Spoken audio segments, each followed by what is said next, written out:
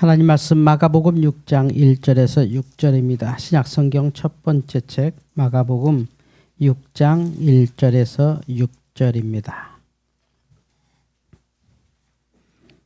이 말씀은 하나님의 말씀입니다. 예수께서 거기를 떠나사 고향으로 가시니 제자들도 따르니라. 안식일이 되어 회당에서 가르치시니 많은 사람이 듣고 놀라 이르되 이 사람이 어디서 이런 것을 얻었느냐? 이 사람이 받은 지혜와 그 손으로 이루어지는 이런 권능이 어찌 됨이냐?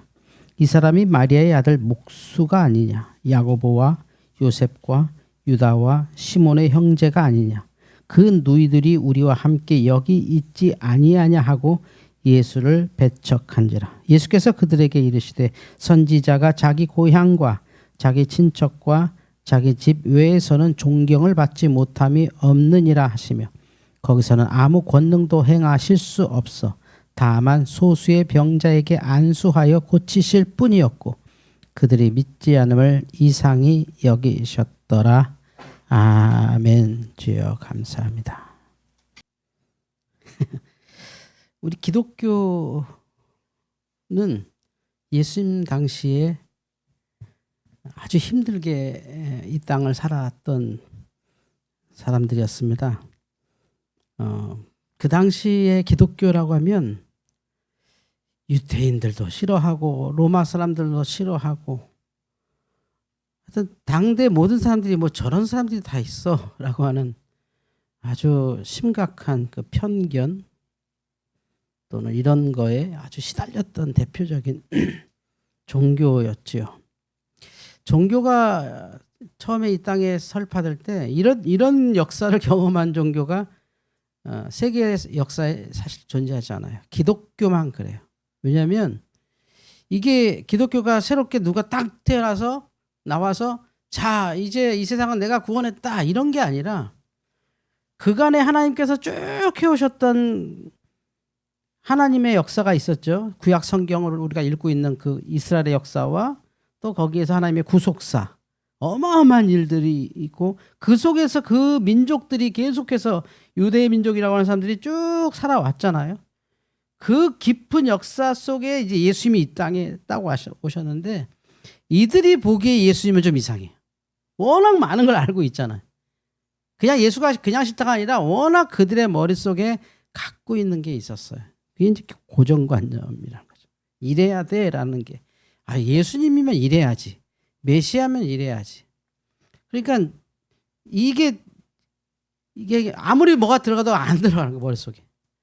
사실은 요즘 세상을 이렇게 볼 때 이 기독교의 타락이 뭐냐라고 할 때 뭐 교회가 커지거나 뭐 성도들이 뭐 죄를 짓거나 이런 게 아니에요.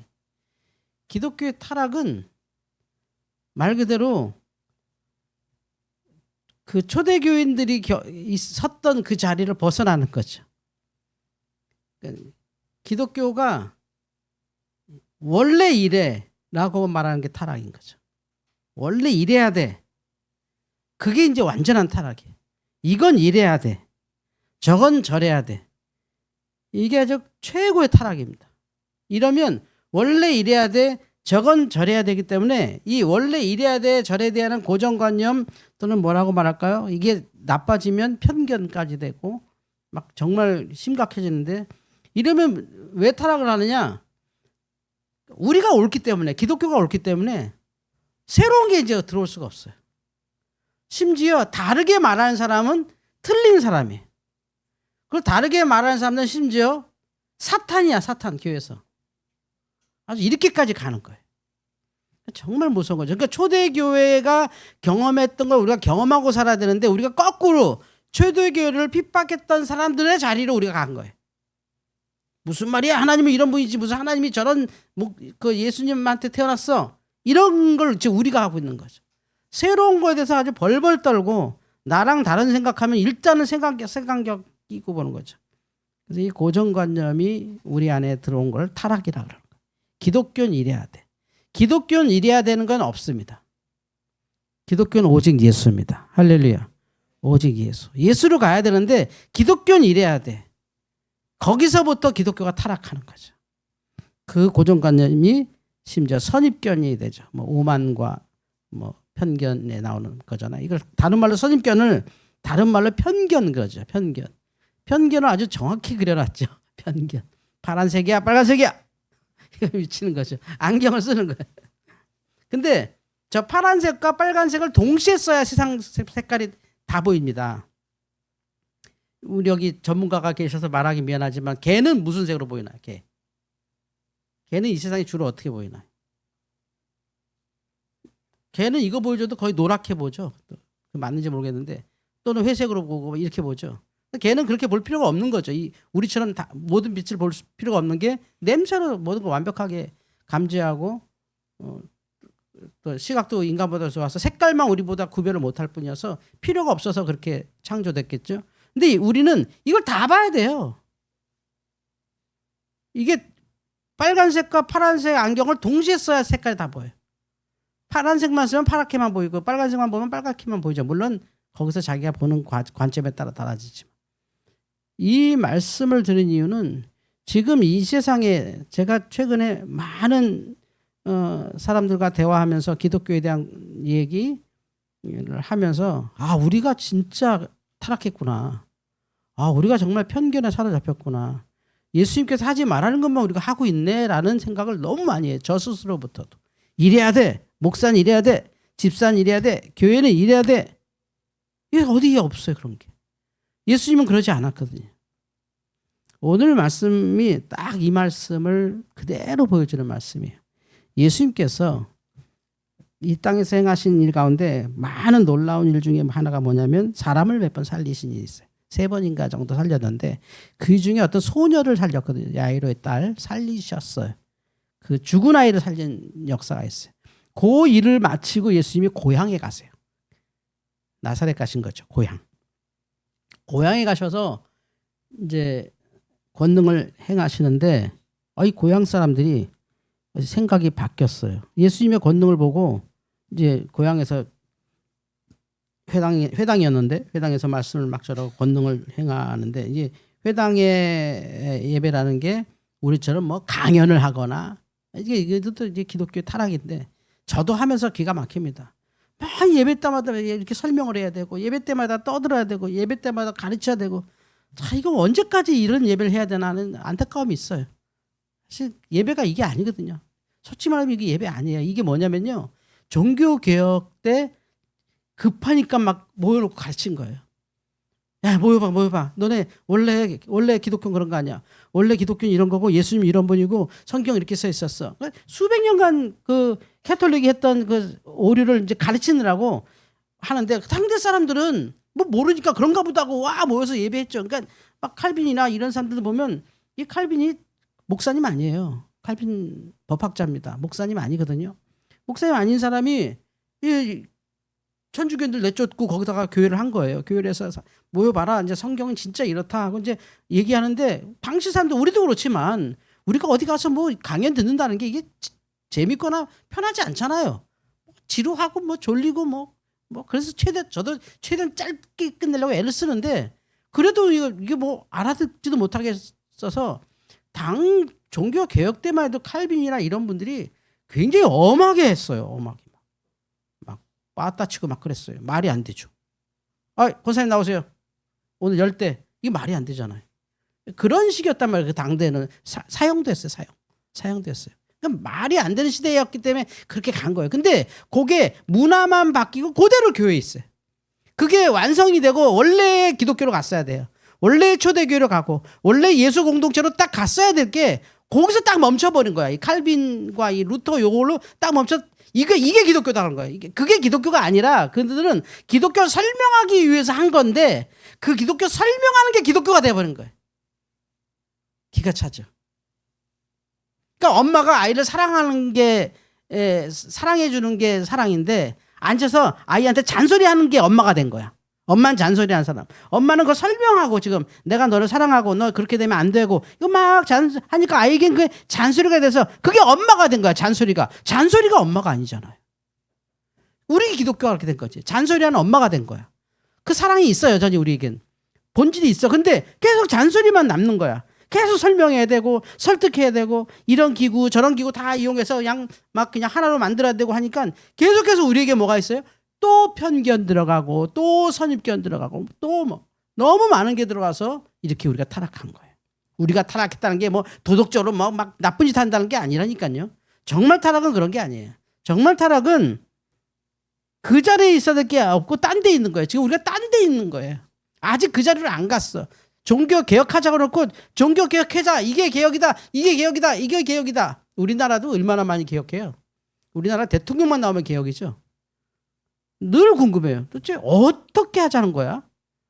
뭐 박정희 대통령 나와서 뭐 사회를 일소한다. 전두환 대통령 나와서 뭐 사회를 어떻게 한다. 뭐 보통 사람이 나와서 또 어떻게 한다.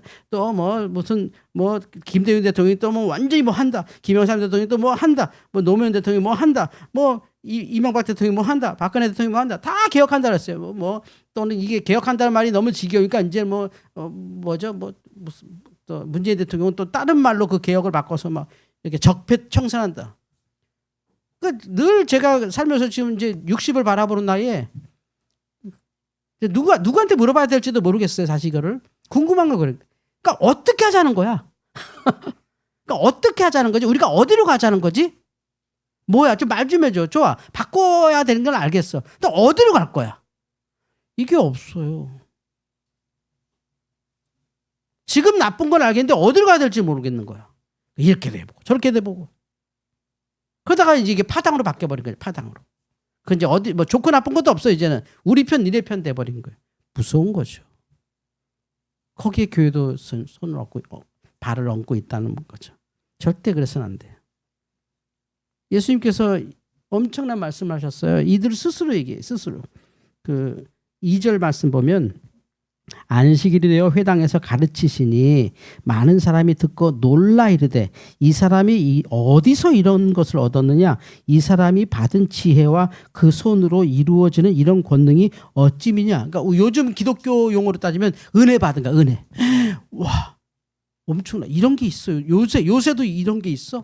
요새도 저렇게 신선한 게 있어. 요새도 저렇게 성경을 정확히 얘기하는 사람이 다 있네. 아, 요새도 이런 이적이 나타나. 요새도 진짜가 있었어? 이거야 한마디로.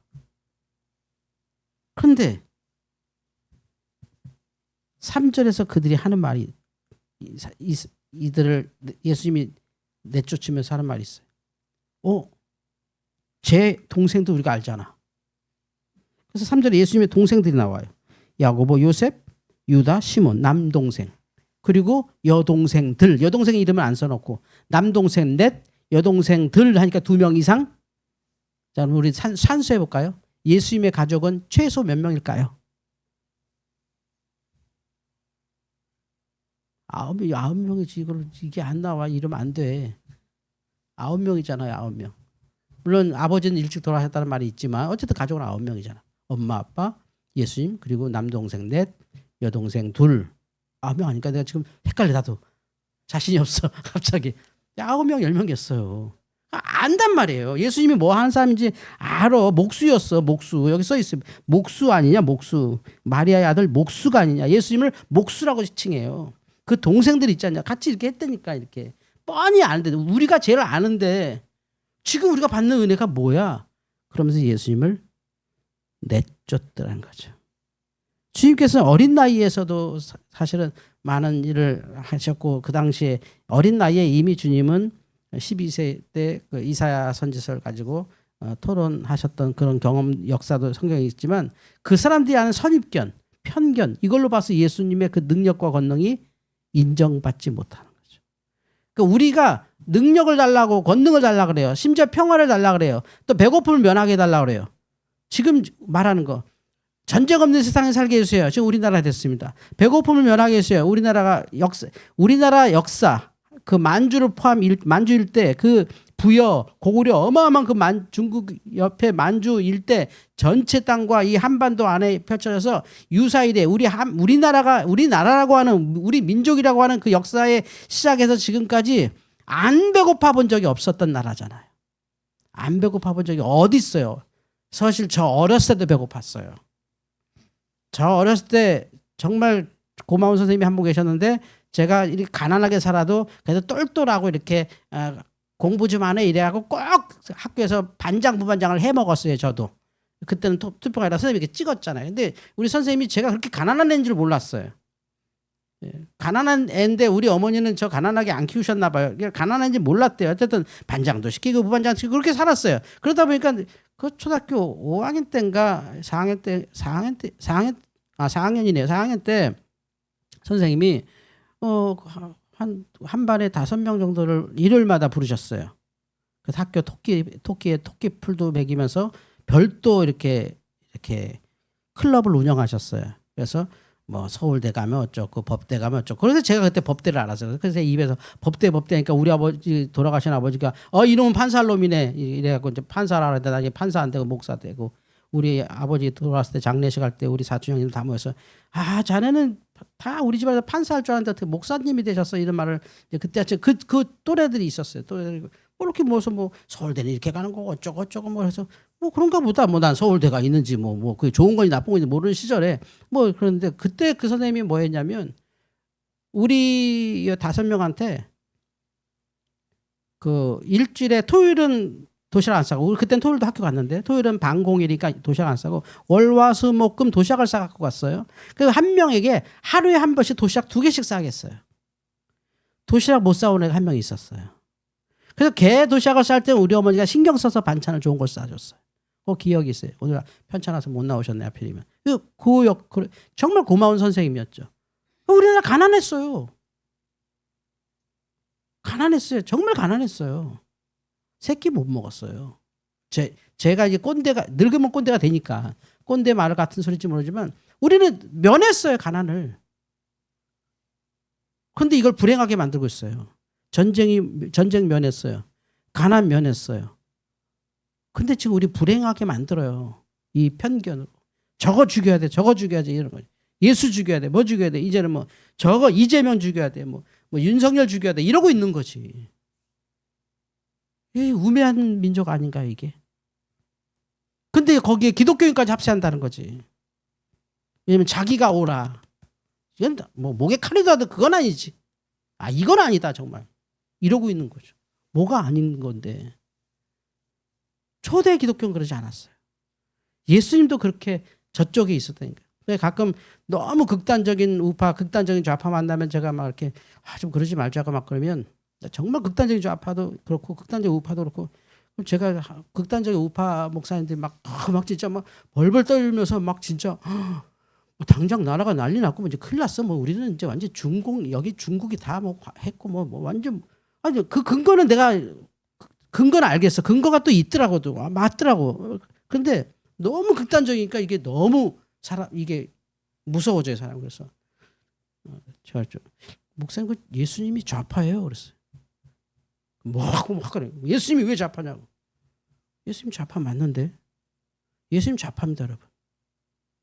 예수님 좌파예요? 빨갱이가 아니지. 예수님 빨갱이는 아니에요. 좌파야. 유태인이 우파였거든. 로마가 우파였고. 예수님 좌파예요. 예수님의 제자들 다 좌파예요. 칼 들고 다녔거든요. 그 사람들 진짜 좌파였어요. 진짜 좌파. 예수님의 좌파들은 유다 정도 빼고 유다하고 한 3명 정도는 아니네요. 한 9명 정도는 완벽한 좌파예요. 근데 그들은 좌파 정도가 아니라 그들은 빨갱이였어요. 빨갱이. 베드로가 예수님 십자가 달릴 때 칼 휘둘렀잖아요. 빨갱이였어요. 테러리스트들. 그랬어요. 그들이 부활을 보고 진짜 예수님의 제자가 됐죠. 진짜 좌파가 된 거지. 진짜 좌파가 돼서 순교한 거죠. 근데 이게 좌다 우다 얘기가 아니에요. 그 당시의 기준으로 말하는 거예요. 예수님이 좌파다 그랬다고 그러지 마세요. 예수님 좌파 아니에요. 예수님이지. 예수님이 좌가 어디 있고 우가 어디서 예수님이지. 그들이 좌로 만들었고 우로 만들었을 뿐이야. 근데 어쨌든 간에 예수님이 예수님인데 이거는 예수님이 예수님이기 때문에 이렇게 핍박받았다는 거죠. 그래서 이 핍박 속에 예수님께서 이들에게 아무리 어떤 말씀을 해도 안 돼요. 그래서 예수님을 내쫓죠. 그 동네에서. 예수님이 목수였다는 이유로, 예수님이 동생들이 있었다는 이유로, 내가 죄를 안다는 이유로. 예수님은 예수님인데 우리가 생각한 게 아니라면 다 틀리다는 거죠. 내가 생각한 건 이런 게 아닌데 나는 이렇게 행복해지고 싶지 않았어. 지금 행복해 죽는데 너무 행복한데도 난 이런 식으로 행복해지고 싶지 않았어. 난 내가 자수성가해서 난 정말 이렇게 해서 막 성공하고 이런 행복했어요. 지금 준 행복은 행복이 아닌 거야. 난 하나님께서 주신 은혜로 너무 행복한데 나는 내 스스로 막 했어요. 나는 좋은 사람 만났어야 돼. 난 좋은 결혼했어야 돼. 난 좋은 학교 나왔어야 돼. 지금 받은 행복은 아무것도 아니야. 나는 좋은 학교도 나오지 않았어. 나는 어째서 그러니까 나는 행복한 게 아니야라고 하는 것과 똑같아. 지금 너무 행복한데 난 좋은 데가 안 나왔으니까 난 불행이라는 것과 너무 똑같은 거지. 행복이 행복을 안 느껴지게 하는 게 이게 편견과 선입견이에요. 너무 행복한 걸 모르겠죠. 그걸 구원하러 주께서 오신 거죠. 우리가 배고프다는 게 아니에요. 우리가 지금 힘들다는 게 아니라 우리가 이런 거에 갇혀서 내게 주신 축복을 못 본다는 거죠. 실제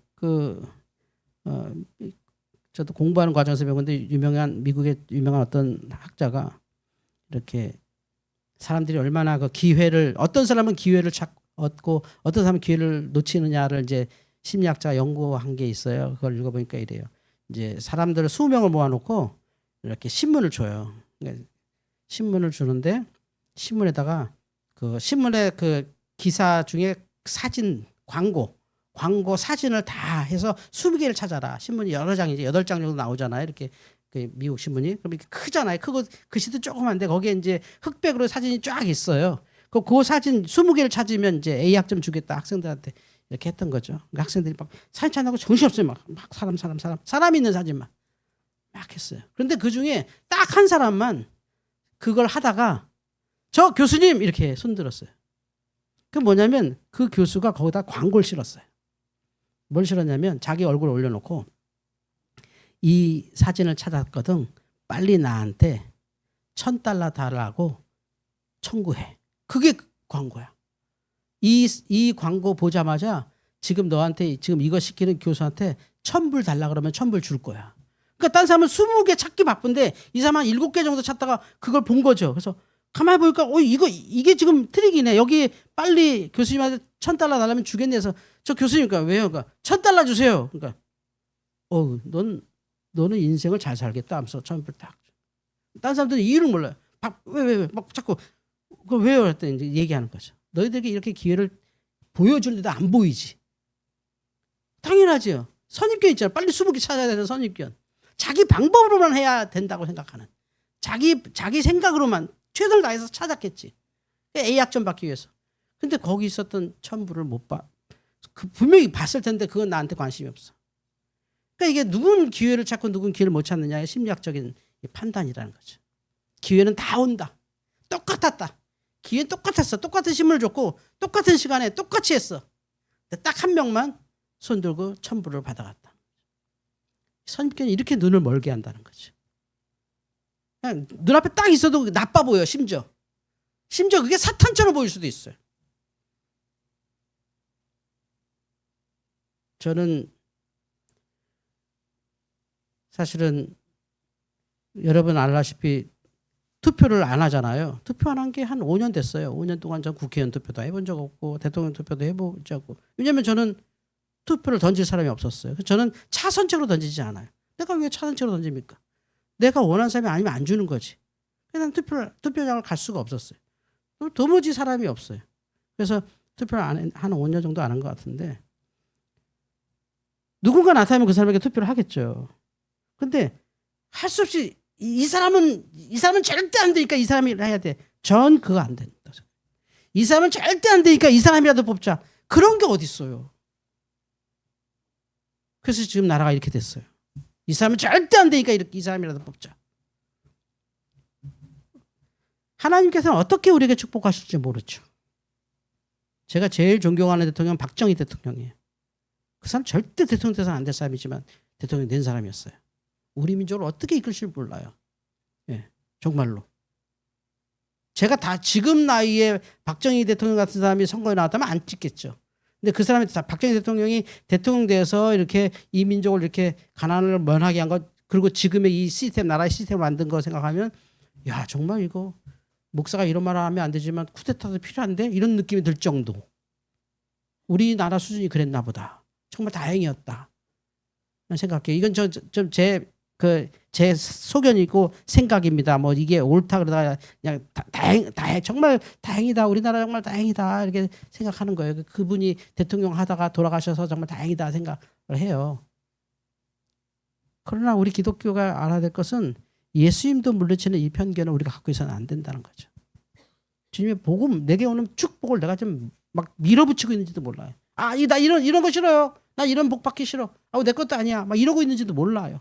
주님께서, 그래서 주님 심지어 6절 5절 보면 거기서는 아무 권능도 행하실 수 없어 다만 소수의 병자에게 안수하여 고치고 믿지 않음을 이상히 여겼더라. 그래서 떠났어요. 또 고향을. 그러니까 이렇게 편견이 무서운 거예요. 은혜도 있고 축복도 있고 이적도 있는데 그것까지 무너뜨리는 거예요.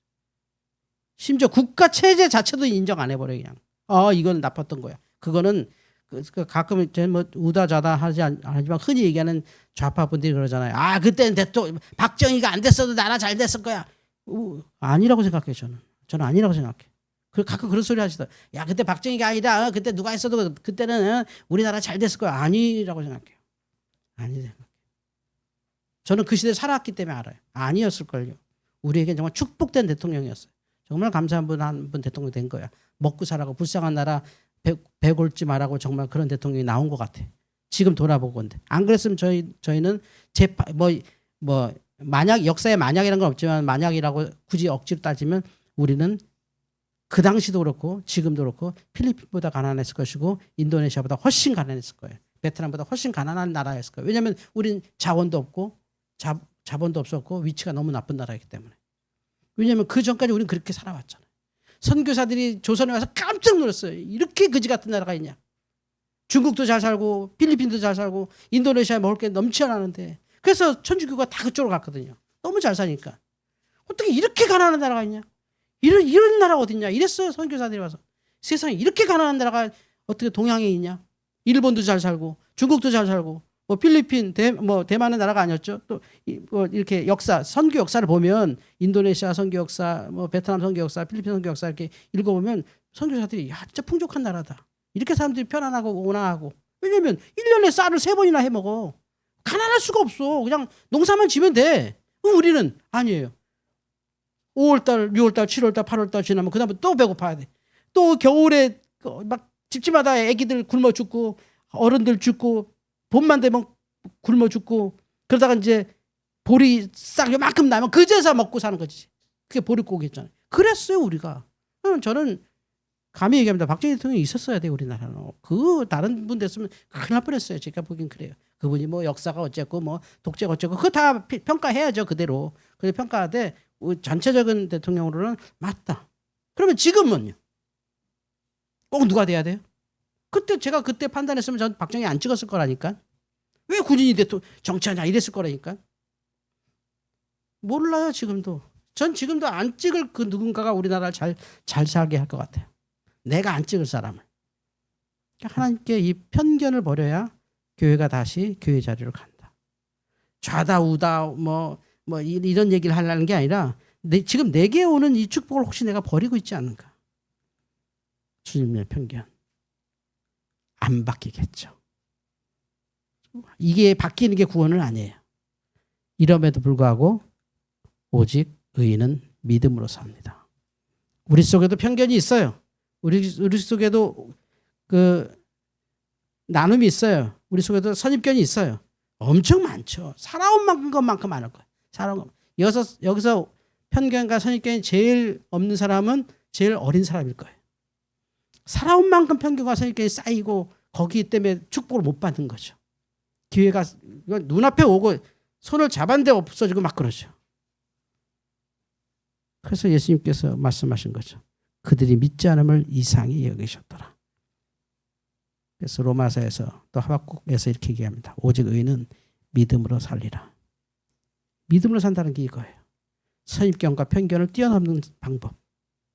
믿음으로만 사는 거예요. 내 판단으로 살지 않고 믿음으로 살아라. 주님도 배척당한다. 하물며 나 거절당하는 거 당연하지. 당연히 거절당하지. 나 싫은 사람 있는 거 너무나 당연하지. 그래서 우리는 믿음으로 살아라. 편견 안 없어집니다. 편견이 없어지겠어요? 이게 선입견이 사라지겠어요? 안 없어질 겁니다. 그래서 우리는 그게 많은 인생인데도 불구하고 오늘 믿음을 붙잡고 있습니다. 속에서 끝없이 편견이 일어나요. 선입견이면 너무 많아요. 근데 믿음으로 사는 거죠. 믿음으로 사는.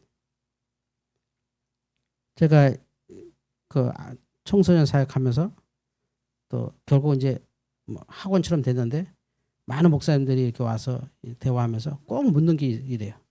목사님, 무슨 비전으로 이걸 하셨습니까? 무슨 비전으로 이 사역을 시작하셨나요? 저 생각해 본 적이 없어요. 비전이 뭐지? 저 비전 생각해 본 진짜 없어요.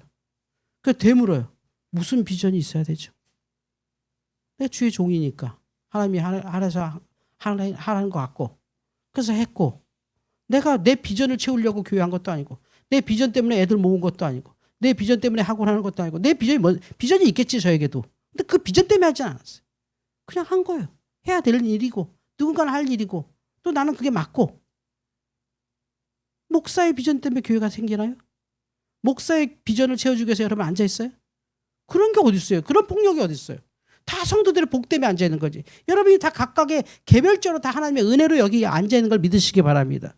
한 사람 다 하나님의 은혜로 앉아있는 거예요. 저 때문에 앉아있는 게 아니에요. 저 보러 온 사람이 있다면 감사하겠지만 없을 것 같아요. 내가 생각에는. 그건 아니고 여러분의 은혜로 여기 앉아있는 거야. 한 사람 한 사람이 다 하나님의 축복으로 갖고 앉아있는 거야. 자기 삶을 사는 거야. 살다가 필요해서 여기 온 거야. 그게 중요한 거지. 그래서 그 답을 안 하고 제가 그거 모르겠고 그럼 이렇게는 말할 수 있다고 그러니까 뭡니까? 그랬더니 이 목표는 있습니다. 목표가 뭔가요? 애들 잘 되는 거야. 나는 우리 애들 잘 되기 바라요. 나는 우리 애가 잘 됐으면 좋겠습니다. 우리 애들이 잘 됐으면 좋겠습니다. 뭐 교회가 나중에 뭐 덕 보고 뭐 나중에 교회가 하나님의 은혜로 커지고 전혀 관심 없어요. 진짜 관심 없습니다. 교회 하나 저 아직 완성 못했거든요. 죽을 때까지 못할 것 같아요. 교회 되는 거 쉽지 않습니다. 제 목표는 하나죠. 애들이 잘 돼야지. 그래야 무슨 뭐 이게 하는 게 의미가 있지. 애들 덕에 교회 잘 되고 그 애들 핑계로 교회 잘 되고 이거는 저의 목표가 아니다. 그 얘기는 했어요. 그랬더니 교회 이렇게 엇등하더라고요. 오직 의인은 믿음으로 사는 거죠. 편견도 있고 선입견도 있고 뭐 착각도 있고 뭐 이런 내 트라우마도 있고 이런 역사 있고 저런 역사에서 사람마다 속에 가진 게 많아요. 그것 때문에 내가 받을 복을 못 받는 경우도 참 많아요. 손해보는 게 진짜 많아요. 그러나 우리가 사는 거 하나 있죠. 그 모든 게 다 있어도 내가 편견도 있고 선입견도 있고 다 있을 수 있어요. 그런데 살 수 있는 방법이 있죠. 믿음입니다. 믿음이 왜 필요한지 아세요? 그래서 살아요. 그래서 사는 거예요. 믿음으로. 오직 의인은 믿음으로 살리라. 여러분의 편견 없앨 수가 없습니다. 선입견 싸울 수가 없는 거예요. 믿음으로 사세요. 내겐 편견도 있어요. 선입견도 있어요. 말도 안 되는 고집도 있어요. 아집도 있어요. 착각도 있어요. 그러나 믿음으로 사세요. 믿음으로 사세요. 오직 믿음입니다. 기도하겠습니다. 하나님, 우리 속의 편견으로 예수님도 내쫓는 예수님의 동네 사람들을 보면서 딱 지금의 교회구나. 너무나 교회 같다. 너무 우리 교회 같다는 생각으로 회개합니다. 내 편견으로 내 선입견으로 예수님을 내쫓아버리면서 이런 건 있을 수 없다고. 이건 말도 안 된다고. 내가 당신이 아는데 메시아 아니라고 하는 그의 축복을 우리가 걷어찬 것을 고백합니다. 하나님이 내게 수많은 복을 주셨는데 이건 복도 아니라고. 내가 생각한 것과 전혀 다르다고 하는 것으로 걷어차는 것을 회개합니다. 그래서 믿습니다. 오직 믿음으로 살게 하시옵소서. 이 나이 돼서 선입견 바꾸기 어렵고 편견 바꾸지 못하는 것 제가 압니다. 죽을 때까지 이렇게 살아야 될 텐데 그러나 그 위에 더하여 믿음으로 사는 저희들 되게 하여 주시옵소서. 예수님의 이름으로 기도하옵나이다. 아멘.